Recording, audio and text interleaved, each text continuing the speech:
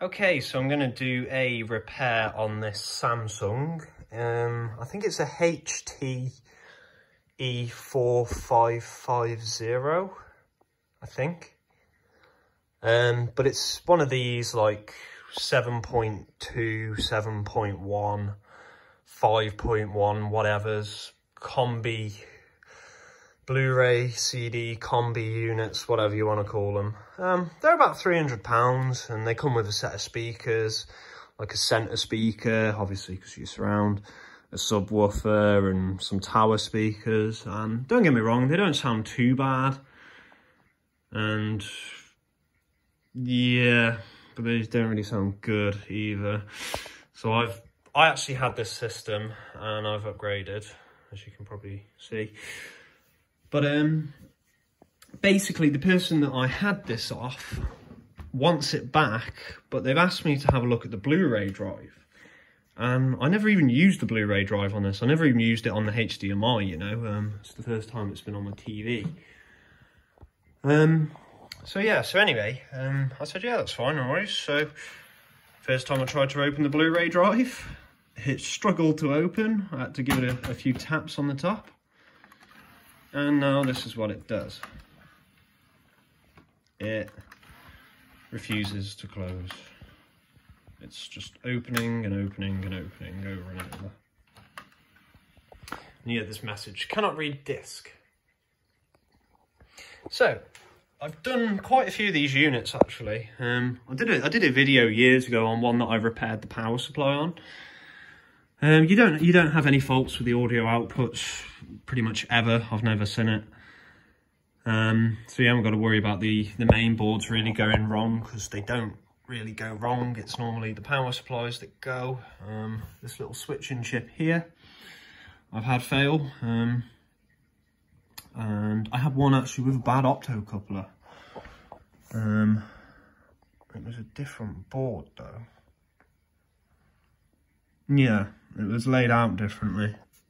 Similar to this, but slightly different. But anyway, I've also had these with drive faults, and it's a really simple drive fault, really.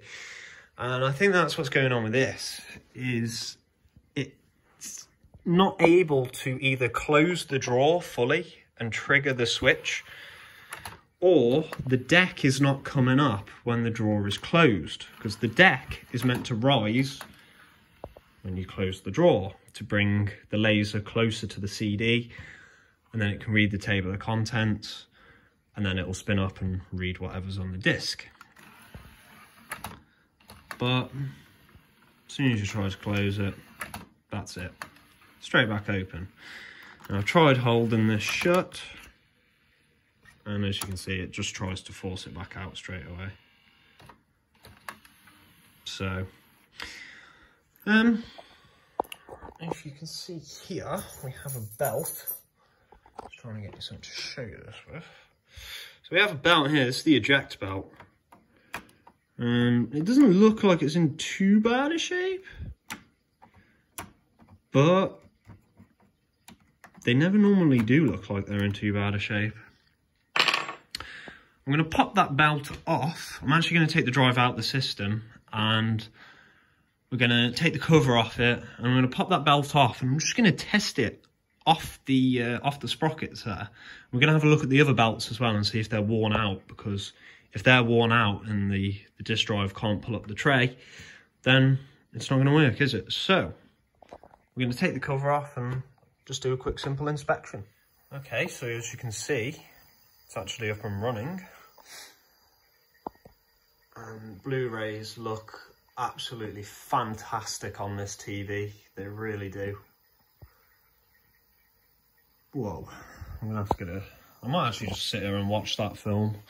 I'm not really sure what film it is, but I might actually just sit there and watch it because I've got my new surround sound. But anyway, so all I did just then was I took the plastic top cover off, it's just taped on, popped off the belt, cleaned the sprockets with some IPA on some cotton buds.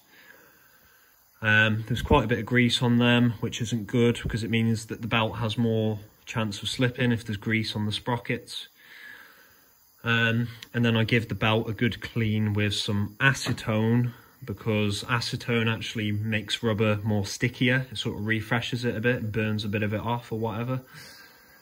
And I give both the laser heads a good clean with some IPA on some cotton buds. I always do that, just as a standard procedure, and boom, up and running. Easy as that. It's as easy as that. Although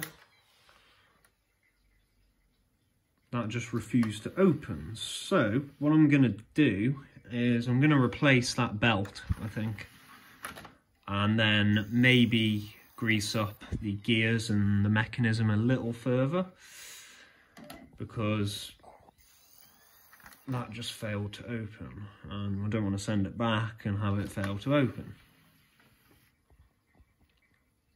So I think all I'm going to have to do here for this one is replace this little belt on the eject drive mechanism, because something's going on with that. It's definitely related to this and it's not closing the drawer properly. So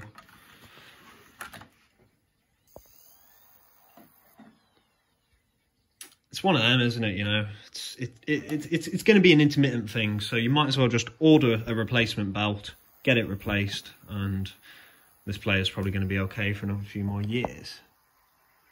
So what I'm going to do is I'm going to go on eBay, and you can find belts. All you have to do, they're pretty easy to find. A lot of people stress and struggle over it. I used to at one point as well, before I used common sense. All you have to do is measure the diameter of the belt. You can do it with a vernier or whatever, and measure the thickness of the belt, and that's it. Make sure you get the same type of belt that's used. There's a few different types. This is a square belt, and that's it. Measure the diameter and replace it. Or you can actually order multi-packs of universal different sizes of belts, or belt kits for disc drives. So if you want to order one of them, replace it, and there you go.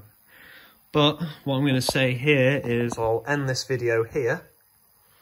If a belt replacement repairs this device fully, which I think it is going to, and that should be it. So thanks for watching.